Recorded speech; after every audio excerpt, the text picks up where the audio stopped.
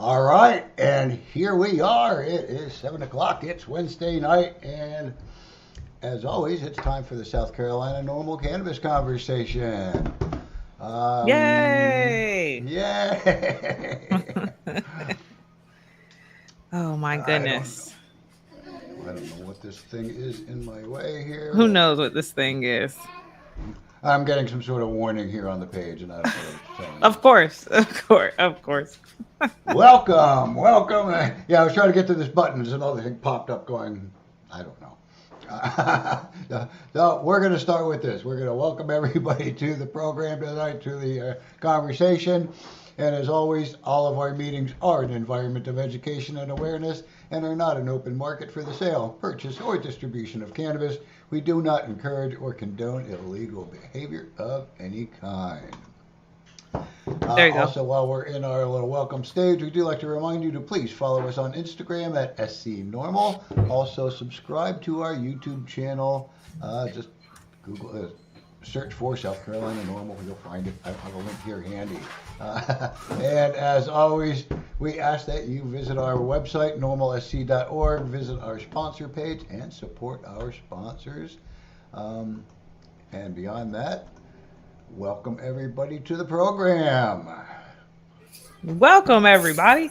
Oh, it looks like we're also usually, well, if I say this announcement, no one's going to hear me because it's about Facebook. So our Facebook it's not streaming. I think it's a Facebook issue. That's probably the message you were getting. That's what the warning was. Okay. Mm-hmm. So it's going to be all about that YouTube, YouTube live today. So we already got people in the comments. Quentin, what's up, Quentin? Oh, we live. What's up, Quentin? Shout out to Quentin. We had a in-person breakfast for NORML, and Quentin came to that particular meeting. That's really cool. Quentin is family. So very cool that he was able to come out there. Thanks again, and thanks for showing up tonight. Josh in the building. What's up, everybody? What's up, DJ Josh? Good to see you. Thanks for checking in, being on the check-in. And love the hair. Thank you. I love the hair too. Do you know how much this cuts down on my getting ready in the morning time? A lot. Okay? A lot. I don't have to worry about doing my hair, but thank you. Yeah, love some braids. Always have, always will. But yeah, very good to be here tonight. Glad to be in the building, Scott. As always, it's nice to rock the microphone with you. So, and we've got some, as always, interesting things to talk about for sure. Yeah, and I'm kind of peeking over here on Facebook. I can't see what's going on at the moment. It's okay. With, our live stream. So apologize to anybody who might be trying to view this on Facebook tonight. Get on YouTube, please. Subscribe to our YouTube. Hit the like button, subscribe. We are YouTubers out here. We are YouTubers out here. DJ Gamecock, howdy. What's going on? Good to see you in the place to be. And Kevin Bennett, 843 in the building with the check-in for sure. Shout out to that low country. No doubt about it. All right, cool. You want me to talk about the lineup today, Scott? There it is. There it is. News. It's going to be all about that news. It's going to be all about bills. You know, we actually have a special guest with us today that's going to also talk about a bill that doesn't directly talk about cannabis, but it is still very important to watch. It's one of these things I like to call a sneaky bill because it may not have the word marijuana in it or the word cannabis or the word hemp, but this is one of those moments where bills that sometimes crop up, they could have major repercussions later on that could directly affect what we do and what we are pushing for. So we've got a special guest that'll join us for that. And then there's a couple of things we'll talk about in terms of what's going on with medical in South Carolina and North Carolina. And then any other headlines that we may have pulled. But those are kind of the bulk of tonight. So ready to get into it? Yes. Started off right. In fact, I'm ready to get into it. Let's do it. Before we get serious tonight, let me start with our first cannabis question of the evening. We'll get back to you with the answer in a little bit. Subject of this cannabis question: unjust bust, a 40-pointer. Which Saturday Night Live alumni was busted trying to smuggle 9 pounds of marijuana through O'Hare Airport? Steve Martin, Bill Murray, John Belushi, or Chris Farley? One more time, which Saturday Night Live alum was busted trying to smuggle 9 pounds of marijuana through O'Hare? Steve Martin, Bill Murray, John Belushi, Chris Farley. Leave your answer in the comments. We'll get back to you with the answer later on in this program.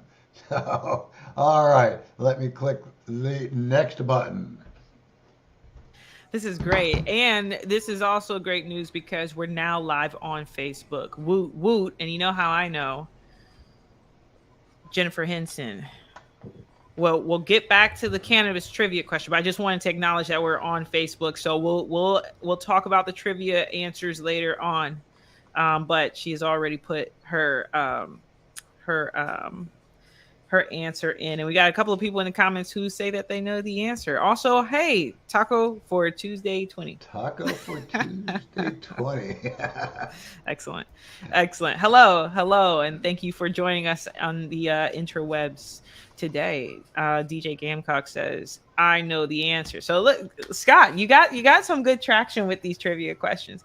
But all right, give us a little interaction. I like that. Yeah, of course. So let's go ahead and jump into this bill, and I'm going to bring in the one and only Cody Collerman to the stage. Bam! What's up, Cody? There he is.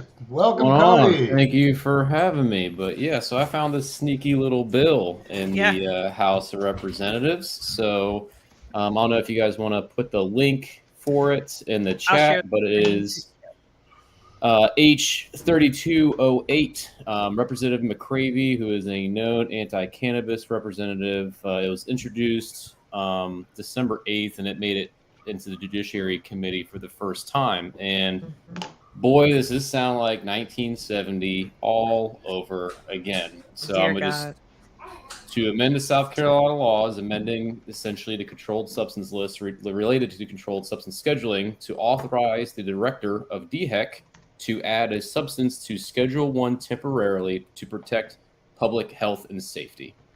So, man, I've heard this temporary Schedule 1 thing before, haven't we all? Right. So basically, is if the director of DHEC at any time by order can place any substance as a Schedule 1 temporarily if he finds A, necessary to avoid imminent hazard to public safety, necessary to preserve public health, safety, or general welfare, or if the substance isn't listed as a state Scheduled 1 substance. So I already know what they're going after here, right? Something that we've easily talked about being we need regulation, we need safety compliance, but they're just taking the easy way out, and they want to, make this a felony to somebody instead of actually figuring it out. To me, the scariest thing here is in government, we have the House, we have the Senate, and we have the governor. This is just allowing one man to have or gal to have all this power in saying, let's say Delta 8 is an immediate risk to public health, and all he has to do, according to this bill, is publish that on the department's publicly accessible website, and it's a Schedule 1 for a year. So yeah, there's a lot up into interpretation. I can immediately look at this and go, okay, well, what are other drugs that could easily fall into this? Alcohol. I'm not even going to start there. Sugar, right? 32.3% of South Carolinians are considered overweight and obese. So wouldn't we think that sugar and processed foods is an imminent risk to public health? It's just, I doubt it's going to go anywhere. I've already had some House representatives. As soon as I saw this, I reached out to them, and they want me to do essentially like a report card on it. And I'm just saying this is extremely dangerous by giving one person that's not in law. I mean, yes, they're a health in the Department of Health, but this is a easy way of getting around things and going, well, we don't know what this hemp derivative product is. Let's just make it a Schedule 1 drug for a year. Very good point there, Cody. I'm glad you brought this to our attention because, as we've talked about before off camera, is that this is the director of DHEC is appointed by the governor. So that's an appointed position. And, so therefore there is some political activity there, depending upon the political viewpoints of whoever has appointed or however they sway. So this is definitely a sneaky one right here. Like this is and agreed. Oh, that's a whole lot of power to give one person, especially with our history, even with DHEC here, just in relations to cannabis, even the FDA, right? Like, I mean, there's just a lot. There's a lot here that it could really not go well for the things that we're trying to push for. Scott, you look like you've got some fire to spit. Some deep thought over there. Yeah. Well, I mean, the point of them being appointed just reminds me of our Supreme Court, our federal government Supreme Court has found that it's not unconstitutional to prohibit marijuana when it clearly is a violation of the Constitution. So, of course, when you talk about appointing someone to a position, they are no longer representing the people. They're not elected to that position, so they're no longer representing the people. Now they're a representative of the government. That's my position on it. You appoint them, they're a governmental representative and not a representative of the people because the people didn't elect them. Right. And with these type of positions too, we're already dealing with opinions from the Attorney General. We already have we can see how a lot of these kind of heads of things go. So and how much power that holds. Like, once again, we keep dealing with opinions from an Attorney General that is helping to dictate how law enforcement is proceeding.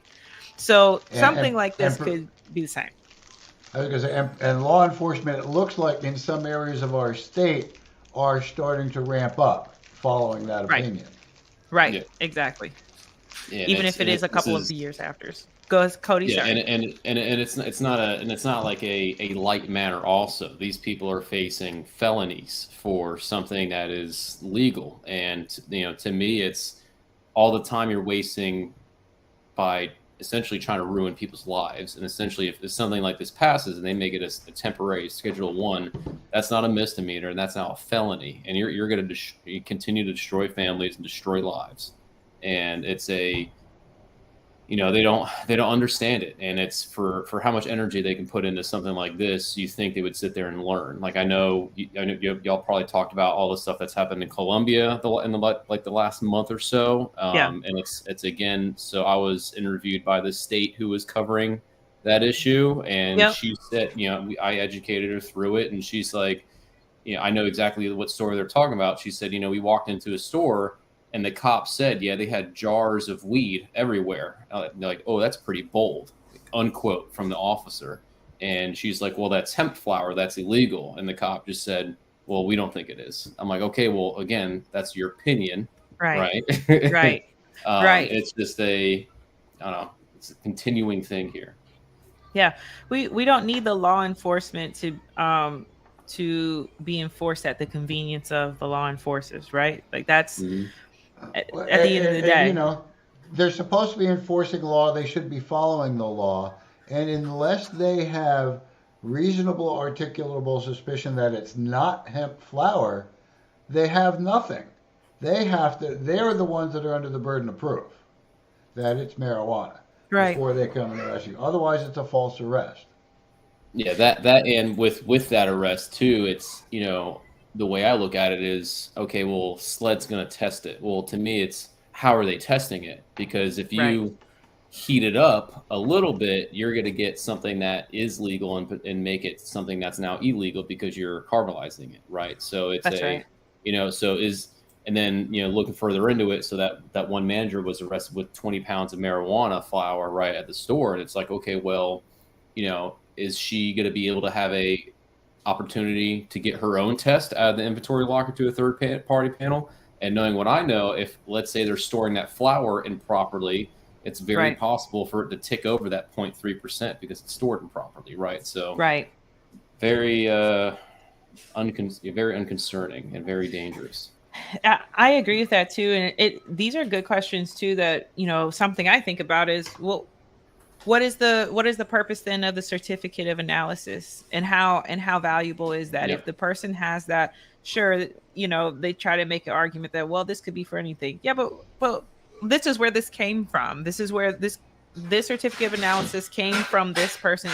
It's almost like when you're purchasing something and it's like, well, I purchased this based off of the premise that it was what it was supposed to be. Like that's I did my due diligence. I have the things that I'm supposed to have. And where's their, before arresting somebody or raiding the place, where's their proof that it's not? Yeah. Exactly. Exactly. And Cody, we did walk through that article. We didn't get to finish it all the way through, but I right before we got to your name, because I saw that you were in there, and I was, one of my least favorite / favorite lines from that article is the sergeant out of Columbia saying, "Yes, we know this isn't the law, but it's the opinion, and we're going to enforce it." I'm like, then it's just we're guilty until proven innocent. I see. Right. Yep, exactly. I mean, that to me is it is mind blowing to me about how you can keep something into a space of like, oh, it's not the law. And instead of giving you the tools to equip you or coming up with some kind of system that, because personally, I feel like it's very simple to come up with a system that says you need to be able to, have your certificate of analysis, have these this paperwork, show where you have gotten it from. Like, I mean, if South Carolina is going to allow hemp farmers to sell out to other states, and that means you do acknowledge that there is a way to prove that you have legal hemp flower, because you have programs that are designed to allow people to do that. So it's not so far-fetched that someone would buy legal hemp flower from a different place and sell it here. So that's an inconsistency in itself. And the other thing that I think sometimes amazes me is the hoops that the law enforcement will jump through just so they don't have to go out and do real police work and prevent violent crime and go after, violent criminals. The hoops that they'll bend over backwards to try and figure out a way to harass people for something that's legal that they just don't care for. And I'll tell you why they don't care for it. This is something that you got to keep in mind. A lot of their money comes from federal grants that are based on the war on drugs. If they don't hit certain quotas of arrests for drugs, they don't get those grants in the future. So they're watching for their money. It's the federal government that's paying for this war on cannabis consumers. Not the mic drop on them, Scott. It's the mic drop on them. Boils down to money. And I think that, what I want South Carolina to explore is the opportunity to still very much make money, just in a different way, like in a different way. Yeah, that doesn't have to impress upon people's lives in this way. Another element to that article, I know we're this is still very much relevant. Even in that article, another element was the education. It was like, oh, we educated these we tried to educate the store owners so that they would know what was about to happen. What does that education look like really, and how in depth is that? Yeah, I would reckon and say that even the most complacent store owner's education level is higher than your average police officer, and I say that in the most respectful way possible. The average police officer has to do a vast quantity of things and know all these different laws and how this is. So, I mean, to an extent, I've had a sled officer sent to my farm once because they found out I was selling hemp flower, and I mean, like, I know you got sent here and they told you this, but I'm telling you right now that is not the case. Right. Okay. Like this is if you want to read read this together and we can go over what this is so I can educate you. Right. It's a there's, to me, it's a, if you make cannabis illegal, we had spice, right? And then they got rid of that. And now we have our hemp derivatives, right? And it's just, okay, now you have a bill to try to ban and get rid of that. What do you think we're going to do if you ban that stuff? Like, THCO is now like federally illegal. The DEA said, hey, that is now illegal. Right. Right. So it's just, okay, we are going to find something else. So how do we fix this net negative and a waste of government funds? Legalize and regulate it and tax it. Yeah, and then people wouldn't have to try to look for these very strange alternatives. They don't have to. It just feels like we get into a sticky situation of even when it comes from our perspective of owning a shop and trying to make sure we're diligently educating people on what Delta 9 is, what Delta 8 is, what CBD is.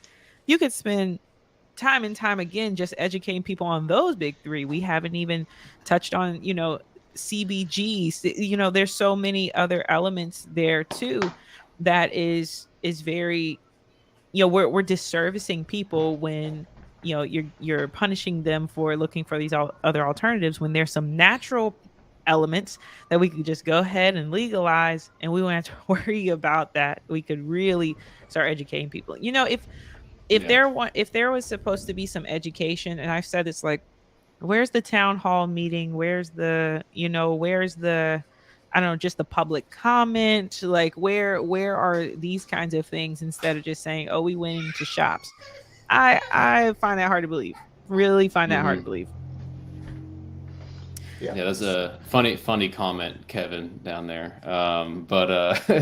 But speaking of town halls, if you don't mind me plugging, Saturday, Representative Robert Williams, which is kind of the Darlington area, we're having a town hall up there. And we have the doctor from USC. I can't remember his name, but he's the vice president of research at USC and a cannabis advocate.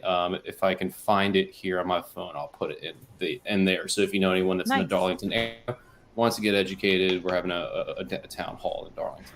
That was an excellent call to my question of where are the town halls. Great job. Yeah, I heard you say it, and I was like, I got one. Boom. I love a good segue. No, that is awesome. I'm really glad about that. And yes, if you find the information, please drop it in. And any NORML members that we have that are in that area, please check it out, because that's important. We need that kind of we need that kind of space to be able to talk and have some real moments of exchange of correct information and not just fallacies and myths. Like we just don't need that. No, that's perfect. That's great. Well, no, I appreciate that, Cody, and thanks for talking about this bill when you brought it to the attention earlier this week. Was that earlier this week? The days are blending together. I don't know anymore. I don't know. The days are just but yeah, I thought that was spot on. That was something to definitely take notice of. And further in the world of bills, we know that medical marijuana legalization bill clears the first committee stop. So Cody, before we let you go, how do you know I got the details? We know this is near and dear to your heart. Yeah, let me clear this. Yeah. So from my understanding, so it got put up, so it has to have 24 hours before it gets scheduled, and as long as no one puts their name on it, it'll get pushed through. But we keep hitting the refresh button. We haven't seen anything yet, so that would be amazing if no one puts their name on it and we have to debate it again. But because unfortunately, all it takes is one person. But as of right now, let's edit this part out. Don't tell anybody. Okay. We need to get this past is a live show. time frame. I know. We need to get past that time frame because right now it's anonymously got positively through. So hopefully the Senate can just look at it like they did the rest of the bills that passed last year and didn't make it in the House and say, hey, instead of wasting 3 weeks debating this, let's just vote the same way we voted and get it to the House so they can do something with it this year. Yeah. And very positive in the House this year with our new House reps. So we voted well. Right. Well, definitely, we've had plenty of conversations on the mic and off the mic about the medical marijuana bill. And that's healthy, and that's what it should be. We should continue to talk about our laws, potential laws, all of those things, because it's our diversity of thought. This is so politically correct of me. It's our diversity of thought that is really going to help us to frame some really good, frame a really good picture for South Carolinians, and so this is still something that we need to keep a close eye on, of course, but it's been quite the journey for this medical marijuana bill. And so, yeah, looking forward to seeing how it shakes out for sure. I'm glad you're on the call to talk a little bit more about it. This is a good article too for you all to check out. I just also want to, I love it when political figures tweet. So that's our life now. This is our 2023. This is a big part of American politics in general, is having that kind of platform. So I'm always happy to see like politicians active on their social media accounts, especially Twitter. So Tom Davis tweeted this out right here. And he, I wanted to make sure that you all knew this, because just in case you wanted to follow him on Twitter, check it out. Clearly he is making sure that he puts information out about what's going on with his bills. And this is a big deal, regardless of what it is that we, how we may want it to be tweaked or things of that nature. It's still a big deal, and it's still monumental. I mean, it's the first step, basically. Yeah. This is the closest thing we got right now, so we gotta take it and run.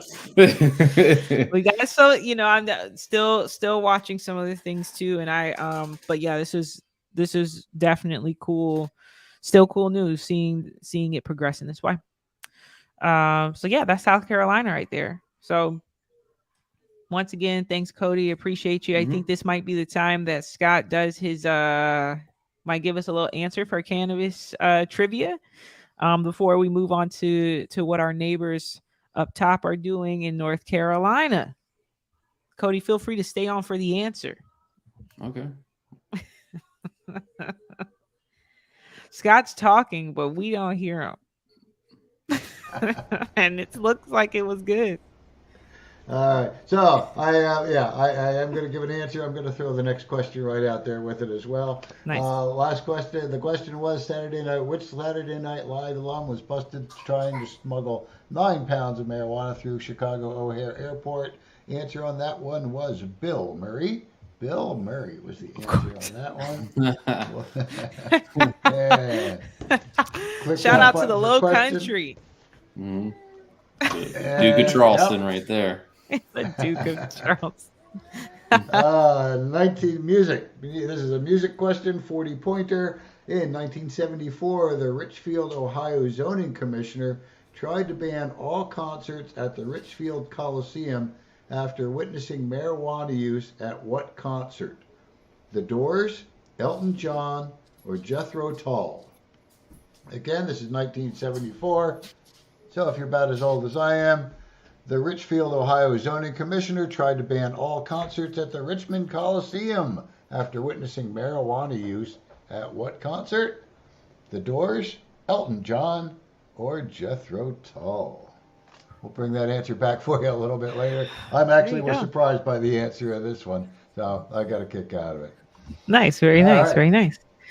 All right, cool. We will move on to North Carolina. Cody, thanks again. Appreciate you, and appreciate you keeping the keen eye out. Appreciate it. Thank you. Yeah, definitely. Thank you for the updates. We appreciate it. Mm-hmm. Yep. Peace out, Cody. Bye. All right, nice. Always appreciate the 2, 3, 4, 5 cents from Cody for sure. Appreciate the work that you're doing out there. North Carolina senators approve medical marijuana legalization bill in committee. Y'all, what's going on in the Carolinas? Marijuana everywhere. What's going on in the Carolinas? So I thought this was pretty cool information. let me get a first couple of paragraphs in here for you guys. A North Carolina Senate committee approved a bill to legalize medical marijuana on Tuesday, days after a top House lawmaker said his chamber is positioned to enact the reform this session. Oh, to enact the reform this session after blocking similar legislation last year. The Senate Judiciary Committee, which held an initial hearing on the cannabis legislation from Senator Bill Rabin last week, advanced it in a voice vote. It also adopted several amendments. So, I mean, what do we think? What do we think about this? Are the Carolinas on the move?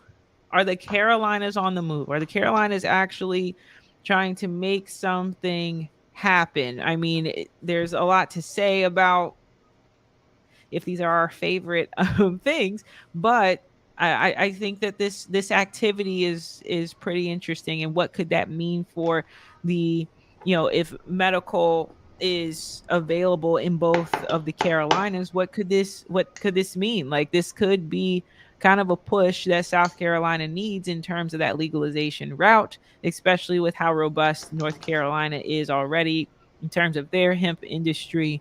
We've talked about some of the decrim and things of that nature. I wonder if they see possible synergy coming out of there. What do you think, Scott? I think you may be right. The one theory that I had heard quite often about why South Carolina is so far behind is because we don't have a state that borders us that has a legal program at all. Mm. North Carolina now does. Um, Georgia does, but we don't. We're kind of in that limbo there.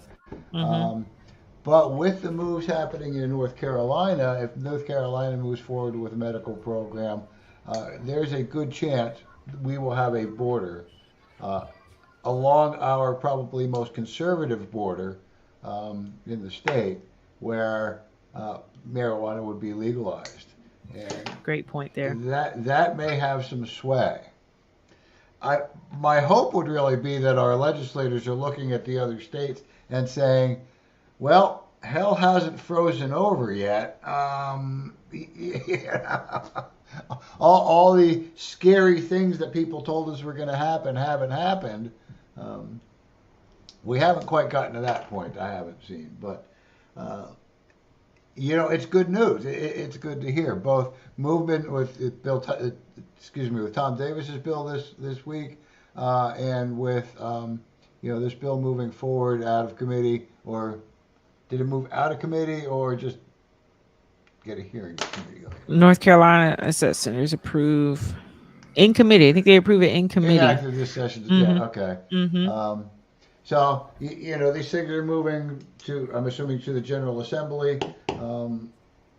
I don't see, especially with Tom Davis's bill, why it would have a whole lot of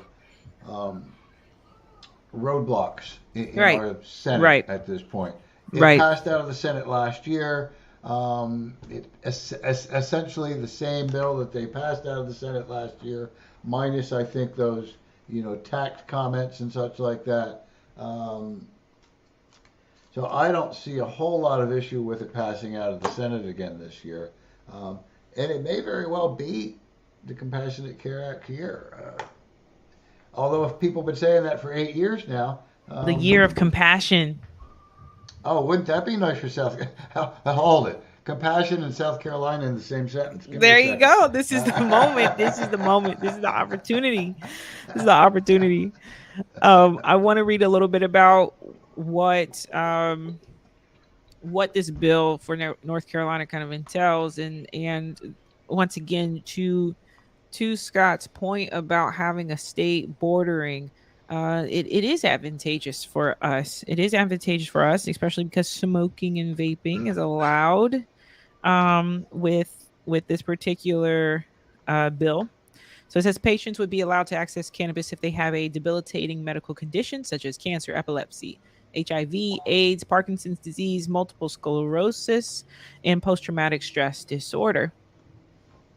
Smoking and vaping would also be allowed, but doctors would need to prescribe a specific method of delivery and dosages for patients under the revised legislation, and they would need to reevaluate patients' eligibility for the program at least once a year.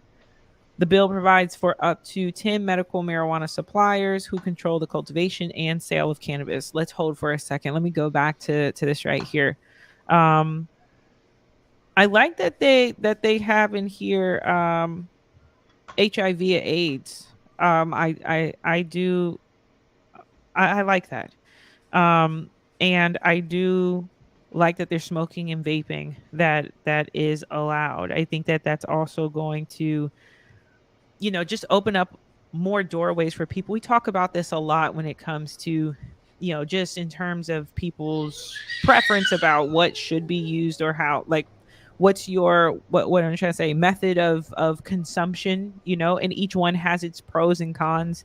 Um, Personally, I would prefer to smoke more than have an edible. And it feels like there's more control there than when you have an edible, and so I'm very glad that there is some leniency there, that there is a passageway for smoking and vaping to be allowed within that medical marijuana space. I think giving people those options is also very valuable too. So that was very nice to see, and I'm hoping that that's something that, say this does pass, that it's something that, our state can also take a look at and, make changes for in the future. Um, this next part is very interesting to me, especially about who can operate dispensaries. The bill provides up to 10 medical marijuana suppliers who control the cultivation and sale of cannabis. Each supplier can operate up to 8 dispensaries. That's double the dispensary cap laid out in the earlier version. That is okay. Okay. Under the bill, a compassionate use advisory board would be established, and it could add new qualifying medical conditions. So they're also giving that opportunity for this to grow in terms of the medical conditions. And then the last part I'm going to say, separately, a medical cannabis production commission would be created to ensure that there's an adequate supply of cannabis for patients, oversee licensing, and generate enough revenue to regulate the program. I wonder what they're, remember we had that article out. There was a conversation about New York and how New York was it New York that said they needed at least, there's a certain couple mils or so, a couple millions or so of what they needed in terms of before they could really get activated. Man, was this New York? I can't remember. If you remember in the chat, please let me know which state it was. I'm pretty sure it was New York that said we can't, we're going to need X amount of dollars before we can even start doing get our program going. Yeah, to get our program going. And I wonder if North Carolina will run into the same issue. That was, I found that to be the economics once again of cannabis there. But yeah, this is a pretty, this definitely has a lot more going on with it in than our medical. But I think it also just speaks to the support of, who they have in I was going to say in power, but in position of service to the people. So I found that very interesting. We got a few comments in here. Hold on. Oh, there was a little shout out to Cody from Ina. Hey, Ina. Hold on. My son's trying to be a mountain climber. He's trying to climb mountains in a kitchen chair. It's not going to go well. But we got a shout out to Cody. Hold on. I got to be a mom. Always a mom. Okay. Hold on. Okay. All right. So a little shout out to Cody right there. And then Josh said only 80 dispensaries. ... Yeah, definitely something to think about. I think also with North Carolina, there's an emphasis on making sure that dispensaries are available to rural areas. I remember that coming up last year when we were talking about medical marijuana, and a couple of senators, or was it in the House? A couple of representatives were talking about, this doesn't apply to the people I serve because, how will access to medical marijuana be given or distributed or made easily accessible to in terms of people in rural areas. And so North Carolina has something specifically about leaning into those rural areas. And with these 80 dispensaries, I wonder where the strategic placement of that will be. I wonder if there will be a fine line for that. Can you believe all this over a plant? Yes. Unfortunately, I can believe it because of the conversations that I had with people. And Taco for Tuesday 20 said that we should all be a plant that we should all be growing in our backyards. Ina's in there showing that support to Taco, primitive thinking, and power struggles. Come on now. Taco with the amen, and then DJ Josh, True Leaf is giving Florida a ton of money for rec. I'm sure given the opportunity they will pay to get it started. You know, I'm a little worried about Florida. I'm gonna keep it real with you. I'm a little worried about Florida and their cannabis right now, mainly because of who they have in power and some of the other moves that have been played. Look at Scott. This hey, there we go. And this was not THC. This was not sponsored. This is a show not sponsored by True Leaf, so that was just straight from the strength of what Scott's got lying around. But yeah, I'm a little concerned about Florida. We'll see what happens. We'll see what comes out of that. But I know True Leaf definitely is trying to make those moves in terms of rec. For sure. And then DJ Gamecock. Circle K. Don't forget Circle K. Yeah, Circle K creeping up in there. Oh my God. The Cherokee Tribe Reservation in Cherokee, North Carolina is opening the largest dispensary in the USA soon. Wow. That is actually, yeah, can you imagine? Go ahead, Scott. Imagine like a Mall of America, but it's like all cannabis related. Oh my God.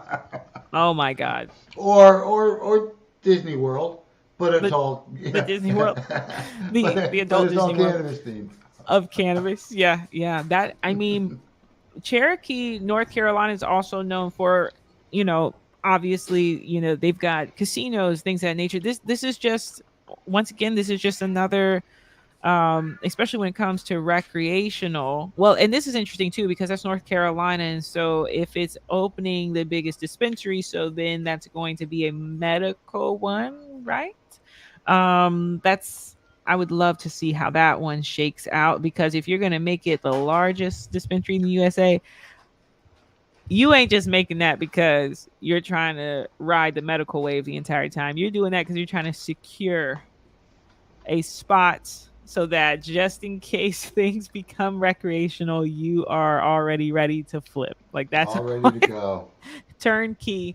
Let's go. That is what that is. I mean, we see these kind of strategic moves too. That's what I'm glad DJ Gamecock put that information out there, because that's something that I think is pretty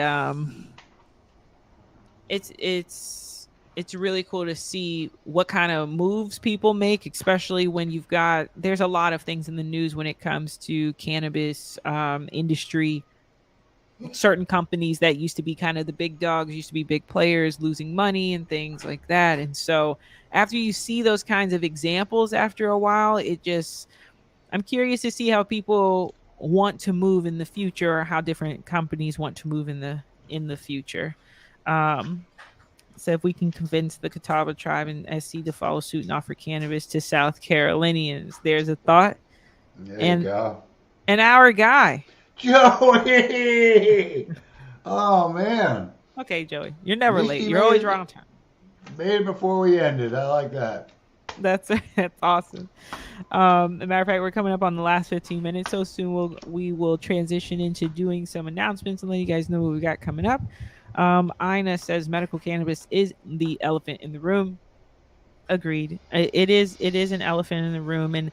But what I do feel confident about, which, and I will admit early on, I didn't feel so confident about this, but I do feel more confident now that even with, say, South Carolina goes the distance and we get that medical marijuana, I do feel like, you know, as always, and we've talked about this internally with NORML, like that doesn't, you know, our work doesn't stop, right? Like there's still things that we want to make sure people are educated, knowing what the process is. Like that's what we want to make sure we know is like what exactly is the process, who do we go to, how do you go about seeing if you qualify, all of these things, and making sure people have the information that's necessary so that they can get the things that they need. Because ultimately, at the end of the day, you know, I want people to get what they need.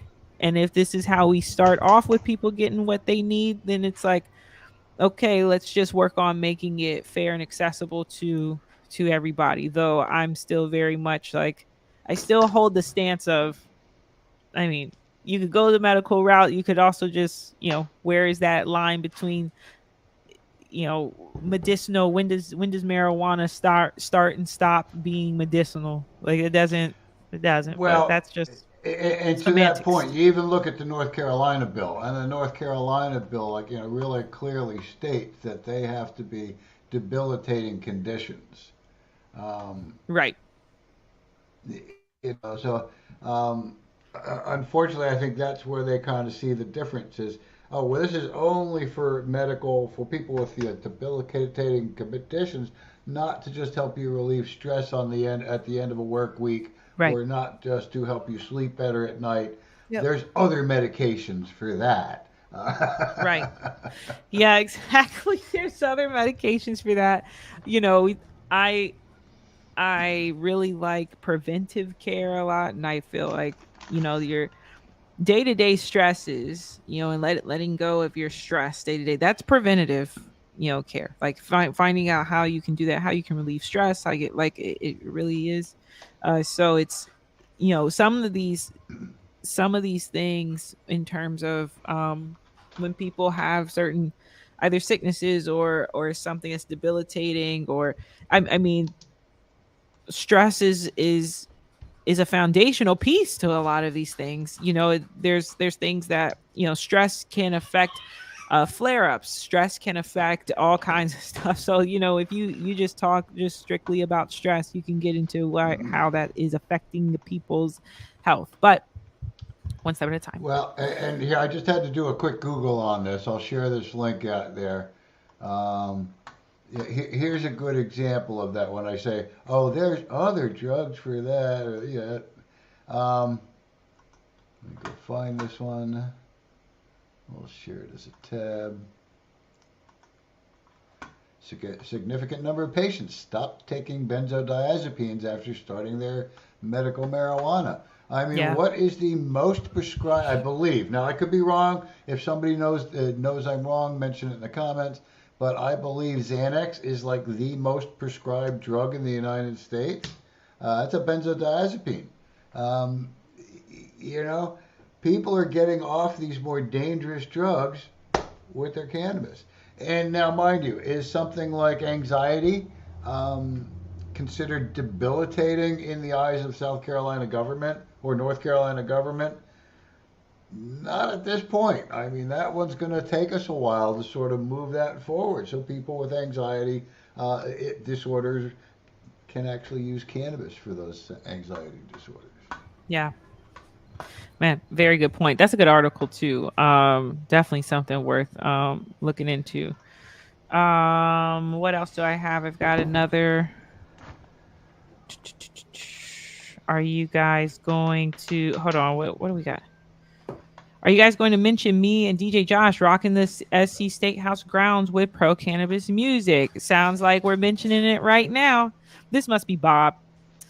I should know because of the Gamecock, Mm-hmm. Yep. the Gamecock reference. Yeah, for sure. DJ Josh, and DJ Josh, you feel free to chime in as well because I heard that you were rocking it out. Shane Bush's, um, I got distracted by this comment right here. It's terrible crap that it's legal. That is legal. Exactly about those medications. But yes, hopping back over here. Shane Bush's rally was last Friday. Scott went up there, and you had DJ Josh out there. You had Bob Chapman out here, who is here under the name of DJ Gamecock. And yeah, heard that you guys had a good time. That's awesome. That's great. There's a couple of we just put out the Daily Gamecock article. Free marijuana information advocates gather on state house steps to educate about cannabis news. So that's really cool. Good times. DJ Josh says good times. I heard that DJ Josh was on the mic saying free marijuana. So there you go. What more could we ask for? What more could we ask for?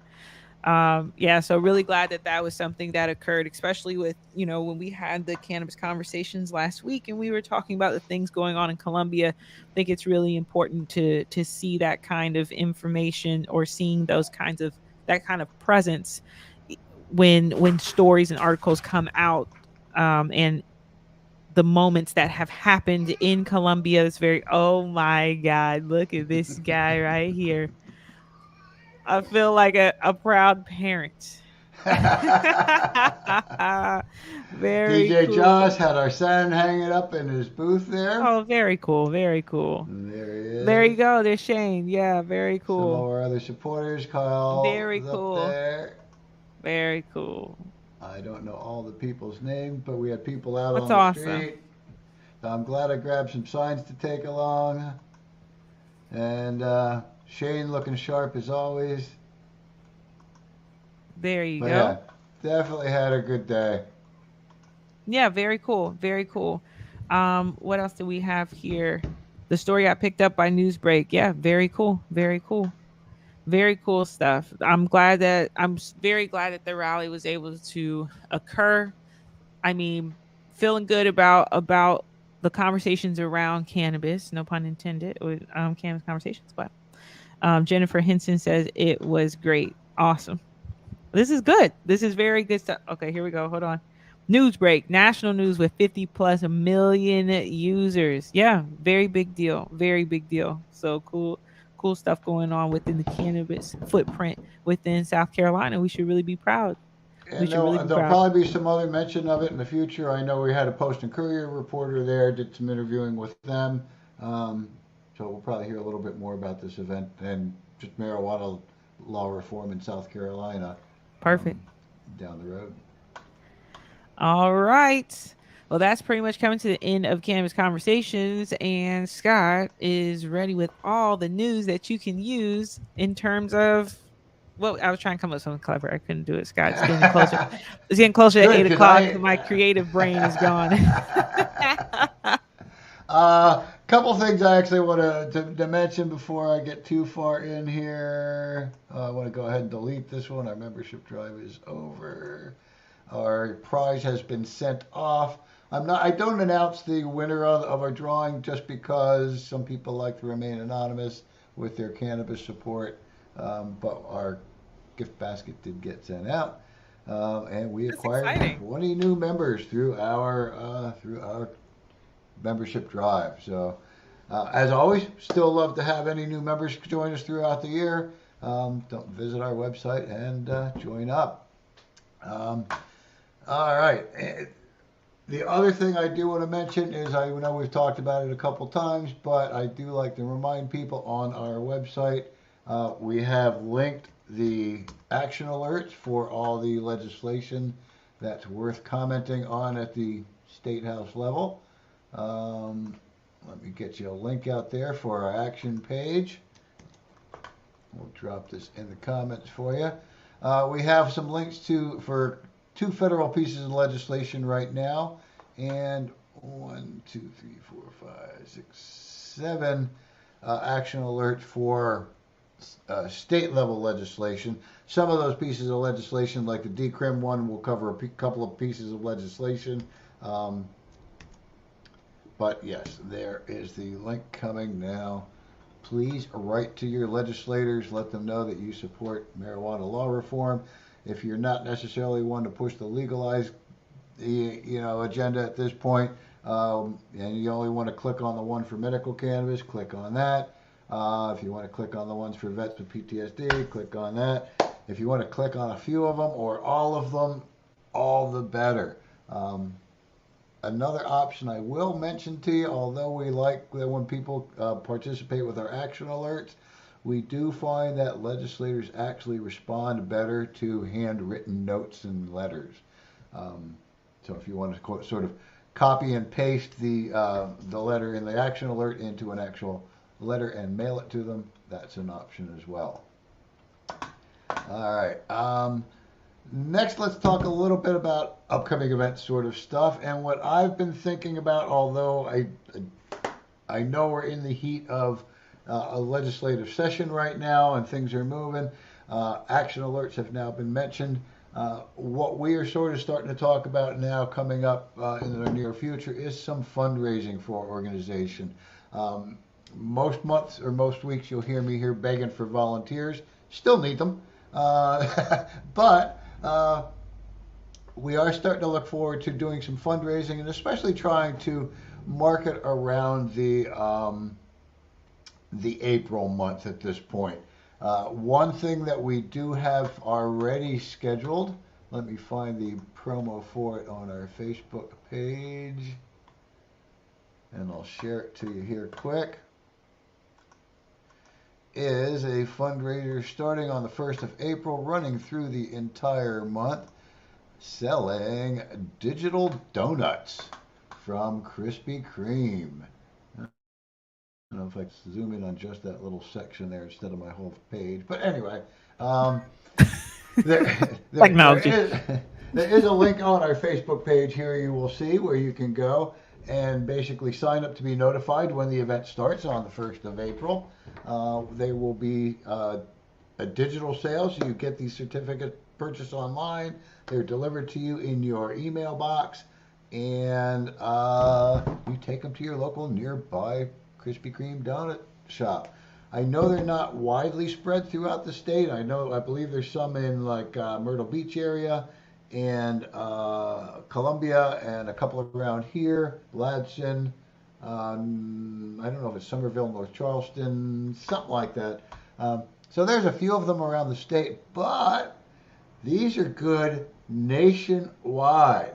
So if you happen to live near the Krispy Kreme in Savannah, down in Georgia, you live in Beaufort area or something like that, you can still get a couple of these digital donut certificates, scoot across the border, smuggle some Krispy Kremes back into South Carolina. Nice. Yeah, and it all goes to it's a sweet way to donate to a good cause. There you go, Scott. There you go. There you go. So, all right, that's my little attempt at humor along with our fundraiser. That was great. That was Smuggling perfect. donuts. Smuggling donuts. Smuggling donuts. You will probably get a kick out of some of the promo pieces I'm already starting to work on for this. Of course, donuts. I have to talk about law enforcement. So it's a perfect match. Hoping for their support just as much as everybody else's. Yes. Yes. Another thing that we're kind of working on at the moment is certain restaurants and shops, pizza shops, things like that, do what they call percentage nights or give back nights where you can do fundraisers. We have applied to a shop in the Columbia area called Village Idiot Pizza. We're waiting for a response back from them. We don't know if we'll be approved for that or not. I was kind of surprised Krispy Kreme approved us. But we will need a couple of volunteers at that one. Some of the shops, one of the shops I was actually looking at, and one that one of our followers suggested, has a different kind of program than this Village Idiot Pizza, where you actually bring your crew in and you dine, and then they give you a percentage off of that party's tab, no matter depending on how big your party is. Where this other shop I've applied to does a blanket all sales of the night, but you have to have some sort of representative there through the evening from about 15 minutes before the start until, I guess, the end of the event. So I don't know if it runs like 5 to 10 or 4 to 10, or I'll figure out that shortly. But we will need a couple of people to be there and volunteer.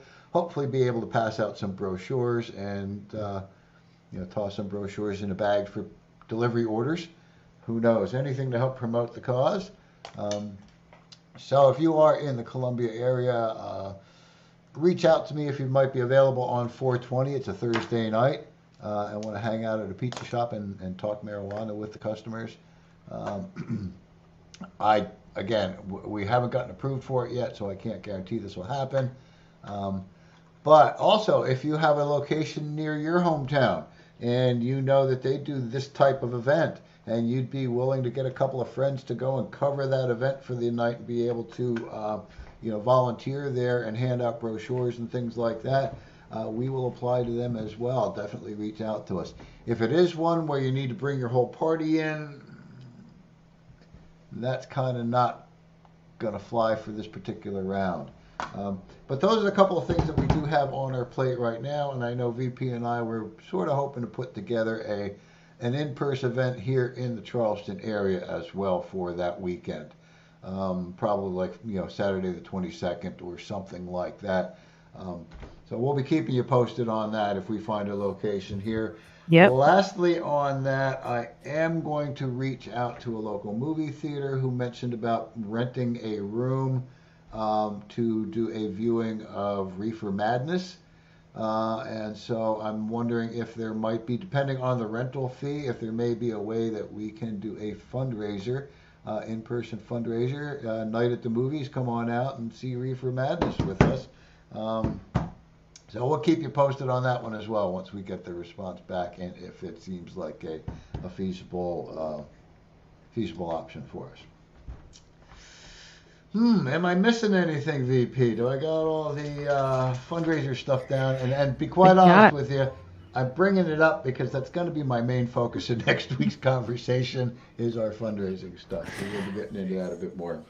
Yeah, that's exciting. I think you covered everything. I will not be with Scott next week. I will be very, very, very busy, as though I'm not already. But the lights at the end of the tunnel, I can see it. It is coming. Very big project that I've been working on at my job, and so that will be coming to fruition next week. So I will hopefully I'll be able to still tap in via YouTube from wherever it is that I may be. But if I don't, I will be here with you in spirit, and then potentially the 8th as well. So it might be a little minute before I see you guys, but we'll see what happens. Yep, and 8th is our second Wednesday, so that'll be our general public meeting that month or that week. So you'll have me talking about whatever new legislation has kind of cropped up or what action has moved on into these pieces of legislation. So that's our next couple of weeks. You're kind of stuck with me. On the first, we'll kind of talk a little bit more about our fundraising efforts and see what we can do to kind of work some of those things out. We'll also be talking about some sponsorship opportunities that we're developing. And then the following week, the 8th, we will again be discussing state and federal legislation. But otherwise, that's all I got for tonight. How about you, VP? You got to close this out? That's all I got. My house is starting to ramp up, and I've yawned like 5 times in this in this setting. So it is somebody's bedtime, and I ain't just talking about the baby. So this has been great. This is awesome. Good to see you as always, Scott. All righty. Well, I'll see you all next week. Have a great night. Bye, everybody. Now.